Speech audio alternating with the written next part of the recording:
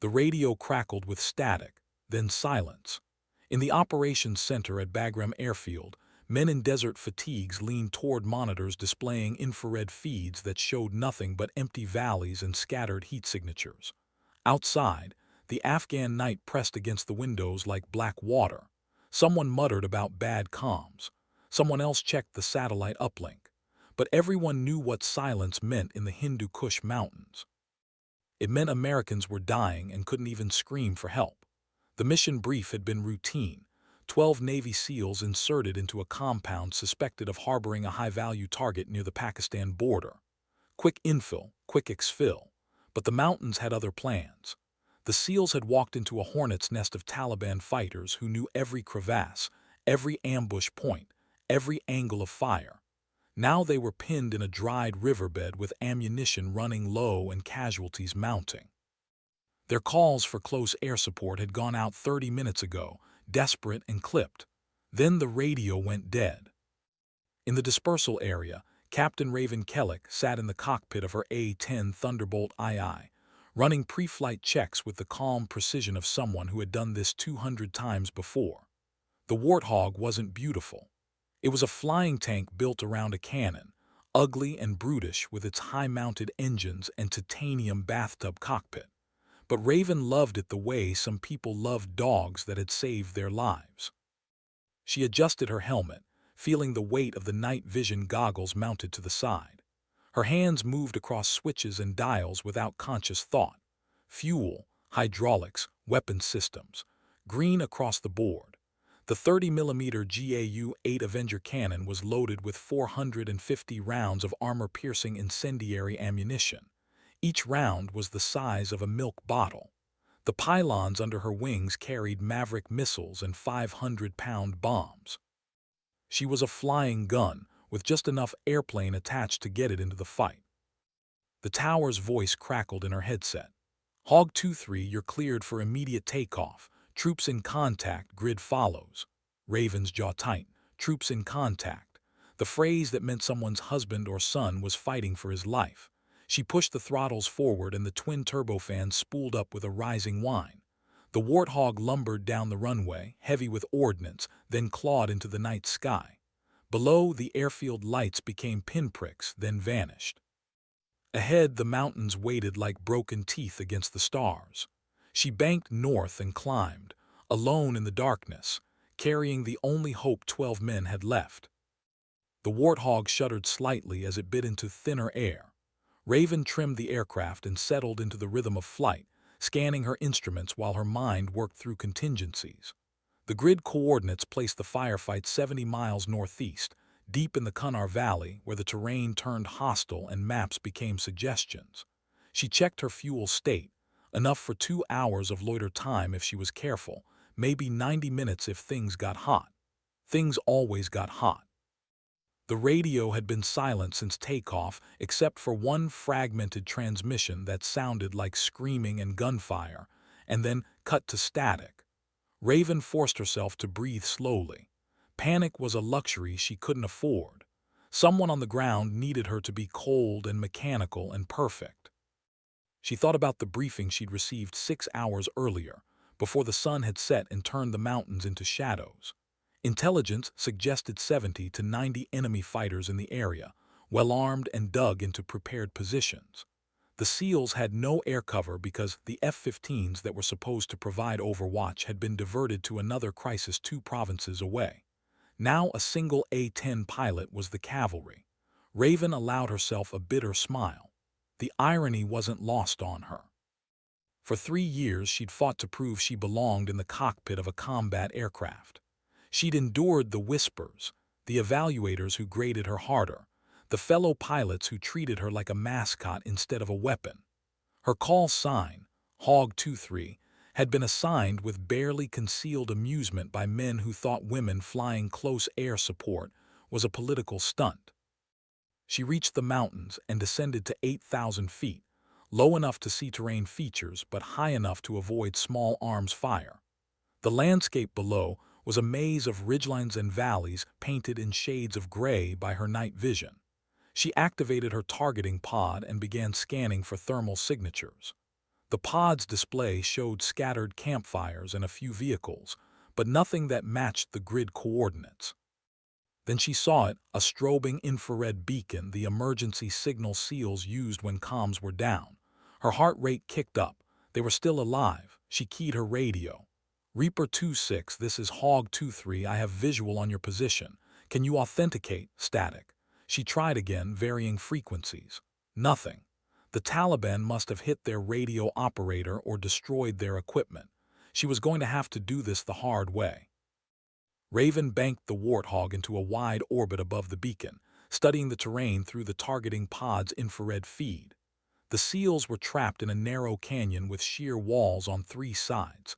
Muzzle flashes sparkled like fireflies around their position, dozens of them, maybe more. The enemy had them surrounded and was closing in. She could see thermal signatures moving through the rocks, advancing in coordinated bounds. Professional fighters, not amateurs. Her hands tightened on the stick. Every instinct screamed at her to dive in immediately, guns blazing, but that's how pilots got shot down and infantrymen died from friendly fire. She forced herself to study the battlefield methodically. The SEALs were clustered near the canyon's dead end, marked by the strobing beacon. The nearest enemy fighters were less than 50 meters away. Too close for bombs, too close even for rockets. This would have to be done with the gun. She rolled the Warthog inverted to get a better angle, then pulled through into a shallow dive. The cannon's pipper appeared on her heads-up display, a small circle that showed where the bullets would impact. She walked it across the screen toward the cluster of thermal signatures advancing on the SEAL position. 50 meters was nothing, one mistake and she'd be stitching 30mm rounds through friendly forces. Her breath came steady and even. The altimeter unwound. 4,000 feet. 3,000. The enemy fighters grew larger in her display. She could see individuals now, carrying weapons, moving with tactical discipline. At 2,000 feet, she squeezed the trigger. The GAU-8 cannon roared to life with a sound like ripping canvas amplified through hell itself. The entire aircraft shuddered as the gun fired 65 rounds per second. Even at night, the muzzle flash was brilliant, a sustained burst of fire that turned darkness into noon. Raven held the trigger down for 3 seconds, nearly 200 rounds of armor-piercing death. The targeting pod showed the results. Where there had been advancing fighters, there was now torn earth and thermal blooms of superheated metal. Bodies tumbled, weapons flew. The coordinated advance disintegrated into chaos. Raven pulled up hard, feeling the G-forces press her into the seat, and climbed back to altitude. Her heart hammered, but her hands remained steady. She keyed the radio again. Reaper 26, if you can hear me, that was danger close on your north side. Stand by for additional passes. Still no response. She didn't need one. Below, the muzzle flashes had shifted. Instead of converging on the SEAL position, they were scattering, firing wildly at the sky. The enemy knew an A-10 was overhead now. They knew what it meant. Raven checked her ammunition counter. 250 rounds remaining. She'd need every one. She set up for another run, this time from the east where a second group of fighters was massing behind a cluster of boulders. They were using the terrain well, staying in cover, making themselves hard targets. But Raven had trained for this. She'd spent countless hours in simulators and training ranges learning to read terrain, to predict where men would move, to think like the enemy. She dropped the nose and dove again. The cannon came alive and chewed through the boulder field like a chainsaw through wood. Rock exploded. Men scattered. Some didn't move again. She pulled up and repositioned, constantly scanning for threats. The mountains around her could hide anti-aircraft guns or shoulder-fired missiles. She flew unpredictably, varying her altitude and approach angles, never presenting a stable target. On the third gun run, she saw something that made her blood run cold. A group of fighters was flanking around the southern ridge, using a goat trail to get above the SEAL position. If they reached that high ground, the Americans below would be completely exposed. She couldn't let that happen. Raven rolled the Warthog nearly inverted and pulled the nose toward the ridgeline. The targeting pipper danced across rocks and shadows. She was firing uphill now, at extreme angle, threading rounds between peaks. The margin for error was 0. She squeezed the trigger and walked the stream of fire along the trail. Thermal blooms erupted. Figures tumbled down the mountainside. When she pulled off target, the trail was empty. She checked her ammunition. 60 rounds left. Not enough for another long burst. She'd have to make them count. For the next 20 minutes, Raven flew a deadly pattern above the canyon, shepherding the remaining Taliban fighters away from the SEAL position with short, precise bursts of cannon fire. She didn't waste a single round. Each burst was calculated, deliberate, meant to push the enemy back without depleting her ammunition entirely. The Taliban were breaking. She could see it in the way they moved, no longer advancing but retreating, dragging wounded, abandoning equipment. Some were running. The disciplined assault had become a rout. Raven allowed herself to hope. Maybe they'd survive this. Maybe she'd bring everyone home. Then the master caution light illuminated on her instrument panel. She glanced down and felt her stomach drop. The right engine was running hot, temperature climbing into the red, oil pressure falling. Something was wrong. She throttled back the right engine and scanned the gauges. The Warthog could fly on one engine, but barely, especially at this altitude with this much ordnance still attached. She ran through emergency procedures in her head while continuing to monitor the ground situation. The SEALs were still pinned, still in danger, still silent. She couldn't leave. Not yet. The engine temperature continued climbing. Any second now it might seize completely or worse, catch fire. The smart move was to declare an emergency, jettison her remaining ordnance and limp back to base. That's what the regulations said. That's what her training demanded. Raven looked at the beacon strobing below, at the 12 American lives depending on her. Then she pushed the throttle forward again. The engine howled in protest. The temperature gauge buried itself against the peg. She began another gun run. The right engine failed completely as she pulled off target. The turbofan seized with a grinding shriek and the Warthog lurched sideways. Raven fought the controls, compensating for the sudden asymmetric thrust. The aircraft wanted to roll and spin. She caught it barely and stabilized on one engine. The master warning blared in her helmet. She silenced it with a switch. Below, the remaining Taliban fighters were regrouping for another push. She could see them gathering in a ravine, perhaps 30 fighters, preparing for one last assault on the weakened SEAL position. If they charged now, they'd overrun the Americans through sheer numbers. Raven made a decision that ended her career and saved 12 lives.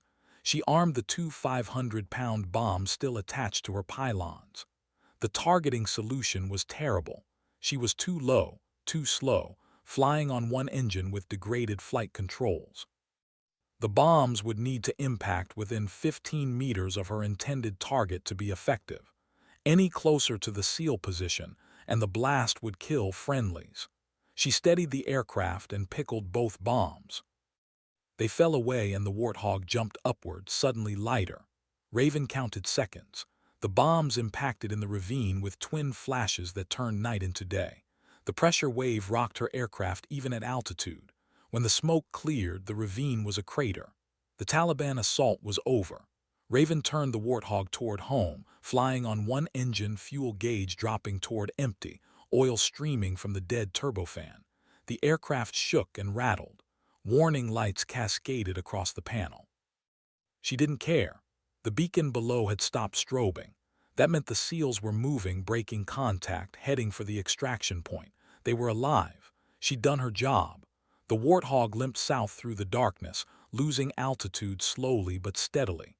Raven calculated distances and fuel burns and knew she wasn't going to make it back to Bagram. She started looking for alternate landing sites. She found a forward operating base 30 miles south, little more than a dirt strip in some sandbag bunkers. She radioed ahead and declared an emergency. The controller's voice came back worried, asking about her status. Raven kept it simple. Single engine, battle damage, fuel critical, I'm coming in. She lined up on final approach, flying the most careful pattern of her life. The Warthog responded sluggishly, every control input delayed. She compensated, adjusted, coaxed the wounded aircraft toward the runway. The landing gear came down with a thunk that shook the whole airframe. Hydraulic fluid streamed from somewhere. She was flying on backup systems and prayers. The runway lights appeared ahead. She cut power and the Warthog dropped like a stone. She flared hard and the main gear slammed onto packed dirt. The aircraft bounced, settled, and rolled. Raven let it slow naturally, not trusting the brakes. When it finally stopped, she sat in the cockpit for a long moment, hands still on the controls, breathing. Alive. The maintenance crews who examined her aircraft the next morning found 317 bullet holes. Small arms fire had stitched patterns across the wings and fuselage. One round had passed through the right engine's oil line, causing the failure. Another had missed the cockpit by 6 inches. The titanium bathtub that surrounded Raven's seat had stopped 4 rounds that would have killed her. The crew chief stood under the wing and shook his head. "Ma'am, you shouldn't have been able to fly this thing back." Raven just nodded. She was exhausted, running on coffee and adrenaline. She hadn't slept since the mission, hadn't really processed what had happened. All she knew was that 12 SEALs had made it to the extraction point. 12 men had gone home. The crew chief gestured to the cannon. "You emptied the gun every round." Raven looked at the 7-barrel rotary cannon, cold now, silent. "Didn't have a choice," she said quietly. The crew chief smiled. "No, ma'am, I suppose you didn't." The debriefing came 3 days later in a windowless room at Bagram. Raven sat across from a colonel she'd never met, a man with gray hair and eyes that had seen too many wars. He reviewed the mission timeline in silence, occasionally making notes. When he finished, he looked up. "Captain Kellick, you violated standing orders by engaging targets at night without positive radio contact with ground forces. You exceeded safe firing parameters by 200%. You continued the mission after declaring an emergency. You dropped ordnance within danger-close distance without authorization." Raven kept her face neutral. "Yes, sir." The colonel closed the folder. "You also saved 12 lives and destroyed an enemy force that would have wiped out one of our best SEAL teams. The ground commander wants to put you in for a Silver Star." Raven blinked. "Sir," the colonel smiled. "You did good, Captain, damn good, but don't do it again. Next time, follow the rules." Raven wanted to laugh. Next time, as if there would always be a next time. Story should have ended there. In a rational world it would have. But the military is not always rational and men are not always grateful. The whispers started within a week. Some pilots questioned the mission report, said the distances were exaggerated, said Raven couldn't have made those shots in those conditions, said someone else must have been helping. The old prejudices resurfaced. She'd gotten lucky, they said. She'd been reckless, they said. A man would have done it better, they didn't say but implied. Raven heard it all through the walls of the operations center, saw it in sidelong glances, felt it in the way conversations stopped when she entered rooms. She'd saved 12 lives and proven nothing to the men who didn't want to be proven wrong. But she had proven something to 12 men who mattered. The SEALs found her one afternoon on the flight line. Their team leader was a lieutenant named Bishop, a weathered man with a scar bisecting his left eyebrow. He didn't salute. He just walked up and offered his hand. "Ma'am, I wanted to thank you. Me and my boys, we were done until you showed up." Raven shook his hand. "Just doing my job," Bishop smiled. It was a hard smile, the kind that came from seeing death and walking away. "No, ma'am, you did a lot more than that. You flew into hell alone and pulled us out. That's not a job, that's something else." He gestured to his men standing behind him. 12 faces, young and old, scarred and fresh, all of them looking at her with something like reverence. "We wanted you to know," Bishop continued, "that when we get back home, when we tell our kids about Afghanistan, we're going to tell them about the pilot who saved us. We're going to tell them it was a woman flying an A-10 who didn't quit when things got bad. We're going to make sure they know your name." Raven felt her throat tight. She'd spent 3 years fighting to be taken seriously, fighting to be seen as equal, fighting to prove she deserved the wings on her chest. And now 12 men she'd never met were offering her something she hadn't realized she needed: validation. "Thank you," she managed. Bishop nodded. "No, ma'am, thank you." They filed past one by one, each man shaking her hand, meeting her eyes. Some said nothing, some said thank you. One young SEAL, barely old enough to shave, stopped and said, "My wife just had a baby, a girl. I got to meet her because of you." Raven couldn't speak. She just nodded. When they left, she stood on the flight line surrounded by aircraft and mountains and the smell of jet fuel, and for the first time in her career, she felt like she belonged. The sky above was bright and endless. Somewhere up there, she'd become something more than a pilot. She'd become a memory, a story, a legend that 12 men would carry home. That was worth more than any medal. 6 months later, Raven rotated back to the United States. She left Afghanistan with 327 combat hours, 1 silver star, and a warthog with her name painted under the canopy rail. The Air Force tried to assign her to a training squadron, a desk job where she could mentor new pilots. She declined. She'd proven everything she needed to prove. Instead, she took a position at Nellis Air Force Base, flying aggressor missions and teaching tactics to pilots half her age. She was good at it. She knew the A-10 better than anyone, knew how to make it dance, how to push it to the edge without falling off. She taught her students to think like the enemy, to be unpredictable, to survive. And sometimes, late at night in the officers' club, someone would ask about Afghanistan, about the mission, about the night she'd saved the SEALs. Raven would smile and change the subject. She didn't need to relive it. She'd lived it once, and that was enough. But the story wasn't done with her. 3 years after that night in the Hindu Kush, Raven received an invitation to speak at the Naval Special Warfare Command. Someone wanted her to talk to SEAL candidates about close air support. She almost declined. Public speaking wasn't her strength. But then she remembered Bishop and his men, and she accepted. The auditorium was packed with young warriors in training, men who wanted to be the best, who thought they were invincible. Raven stood at the podium in her dress blues, looking out at faces that reminded her of the ones she'd saved. She didn't have a prepared speech. She just told the truth.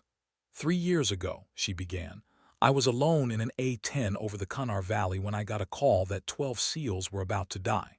I flew into the mountains at night with no radio contact and no backup. I emptied my gun and nearly destroyed my aircraft. I broke every rule in the book. She paused. The auditorium was silent. I did all that because 12 men needed me, and I wasn't going to let them die. Not on my watch, not if I could help it. She looked across the faces. You're training to be warriors. You're training to be the best. But here's what they won't tell you in your classes. Being the best isn't about being the strongest or the fastest or the most aggressive. It's about showing up when everyone else has quit. It's about doing the impossible because someone needs it done. It's about refusing to fail because failure means someone doesn't go home. The room remained silent. So when you're out there, Raven continued, when you're in the worst moment of your life and everything is going wrong and you think you can't go on, remember that somewhere there's someone like me. Someone flying alone in the dark, carrying more firepower than sense, refusing to let you die. Don't quit. Don't give up, because we never will. The applause was thunderous. They gave her a standing ovation that lasted 5 minutes. Afterward, candidates lined up to shake her hand, to thank her, to take photos. Bishop was there too, now a senior chief, grayer but still hard as iron. He hugged her like a sister. You did good, Captain, he said. You told them what they needed to hear. Raven smiled. I just told them the truth. Bishop nodded. That's what makes it matter. That night, alone in her hotel room, Raven looked at herself in the mirror. She was older now, lines around her eyes, gray threads in her hair, but she was still standing, still fighting, still refusing to quit. The woman in the mirror smiled back. She'd earned every scar, every gray hair, every line. She'd earned her place in the sky, and no one could ever take that away. Years passed. Raven made major, then lieutenant colonel. She commanded a squadron, mentored dozens of pilots, and flew thousands of hours. But she never forgot that night in Afghanistan. It defined her in ways she couldn't articulate.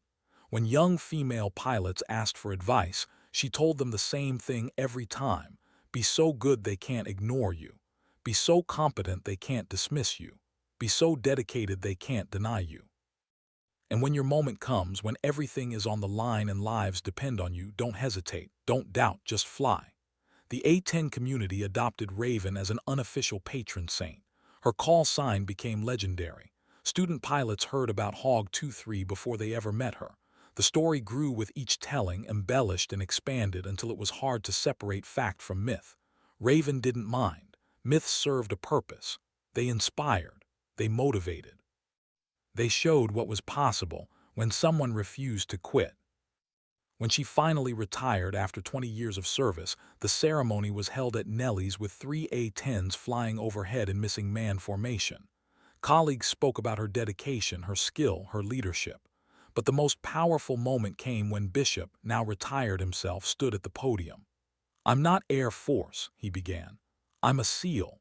We don't usually show up to these things, but Colonel Kellick is different. She's family. 23 years ago, she saved my life and the lives of 11 of my brothers. She did it alone at night in the worst conditions imaginable. She never asked for recognition. She never sought glory. She just did her job better than anyone thought possible. And she did it because she believed we were worth saving." He paused, voice thick with emotion. "Every man on my team went home that night. We saw our families. We raised our kids. We lived full lives. And we owe all of it to one woman who refused to let us die." The audience was silent. Bishop turned to Raven, standing at attention on the stage.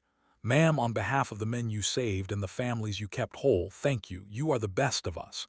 Raven saluted. Bishop returned it. Then he did something unexpected. He removed the trident pin from his uniform, the SEAL insignia that meant everything to him, and pinned it on Raven's chest. "You earned this," he said quietly. "You're one of us." The ceremony ended in tears and applause. Raven stood surrounded by friends and family, wearing her dress blues and the SEAL trident, and realized something profound. She hadn't just saved 12 lives. She'd changed them. She'd shown a generation of warriors that courage had no gender, that skill mattered more than prejudice, that excellence was the only argument that couldn't be refuted. She'd done what she set out to do. She'd proven she belonged. The sun set over the Nevada desert, painting the sky in shades of orange and red. Raven stood on the flight line one last time, hand on the cold metal of an A-10's fuselage. The Warthog looked back at her with painted eyes, scarred and dented, beautiful in its ugliness. She whispered to it like an old friend. "We did good, didn't we?" The aircraft didn't answer. It didn't need to. They'd said everything that mattered in the skis over Afghanistan, when bullets flew and men died and one pilot refused to accept defeat. Raven walked away from the flight line as the sun disappeared below the horizon. Behind her, the A-10 sat silent and ready, waiting for the next pilot, the next mission, the next impossible task. She'd passed the torch. Now it was someone else's turn to carry the weight, to fly into darkness, to refuse to quit. She hoped they'd be ready. She hoped they'd be brave. She hoped they'd remember her story and find strength in it. Decades passed. Raven grew old gracefully, becoming a grandmother and a consultant for aviation museums. She gave occasional interviews, always deflecting praise, always crediting her training and her aircraft. But people remembered. The story of Hog 23 became required reading at Air Force academies. History books included her mission as a case study in close air support.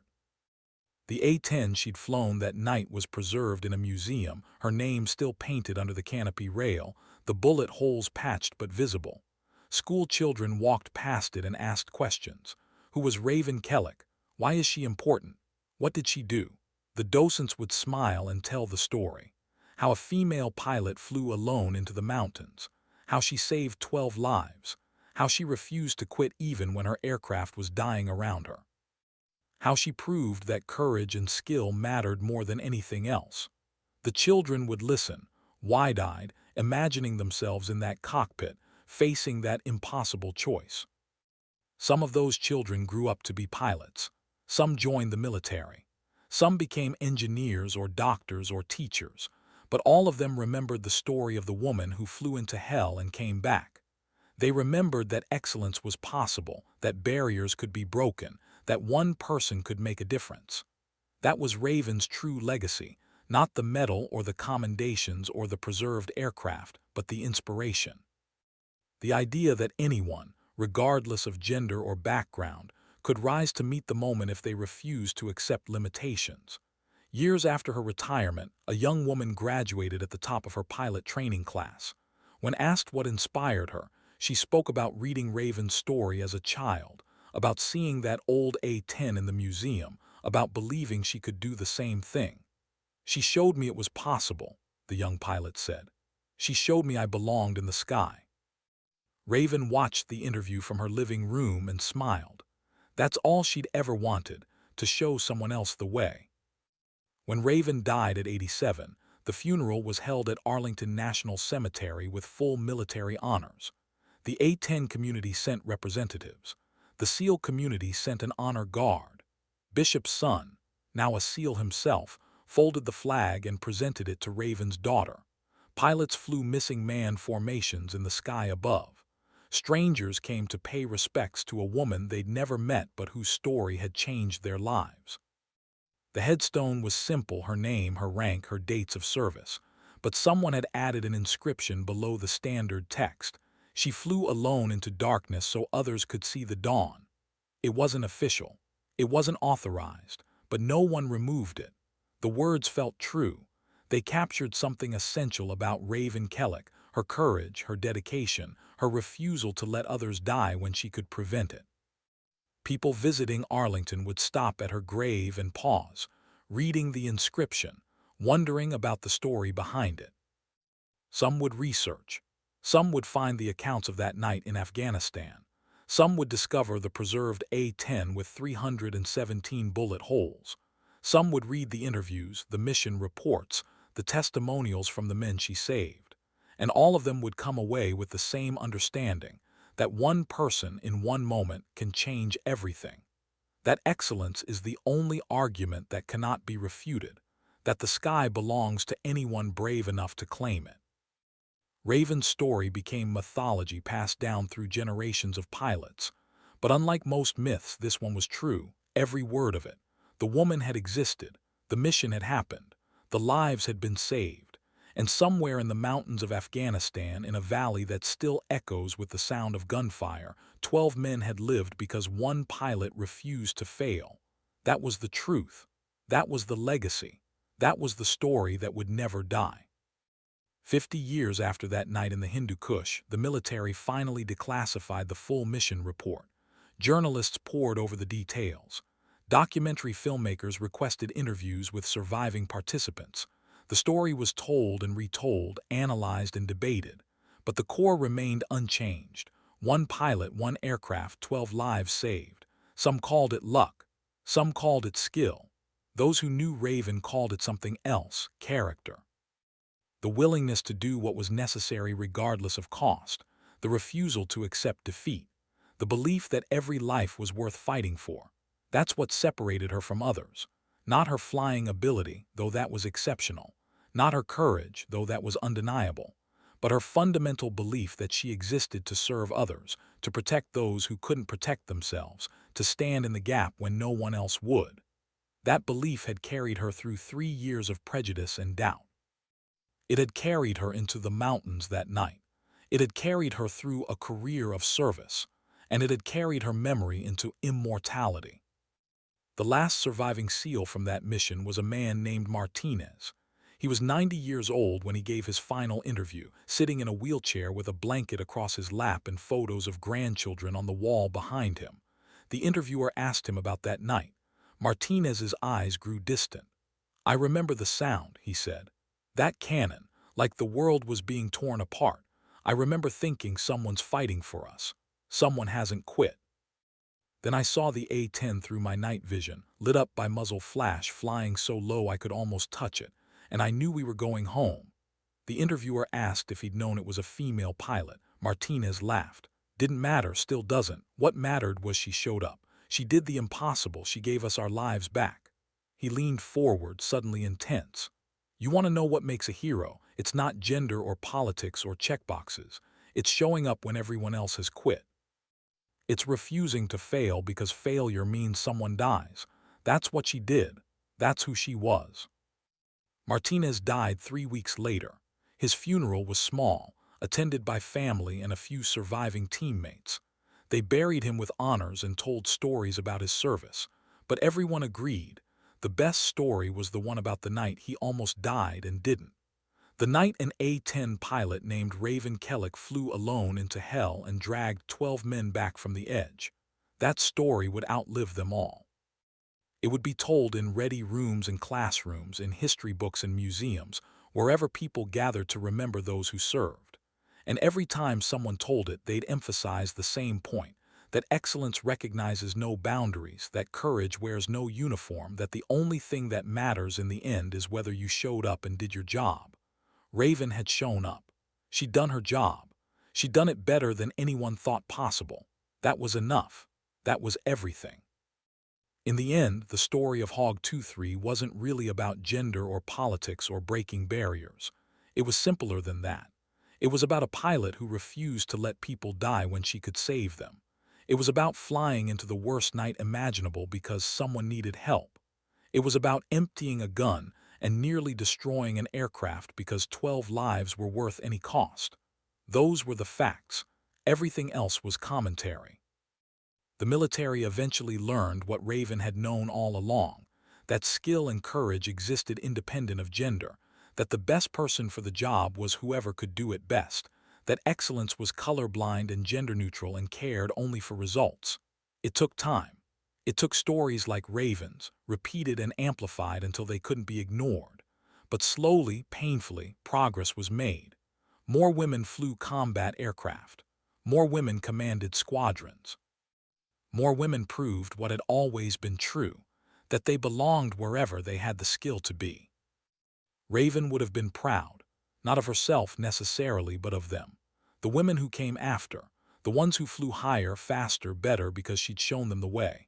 That's what legacy meant, not personal glory but collective advancement, not individual achievement but expanded possibility. She'd kicked down a door. Others had walked through it.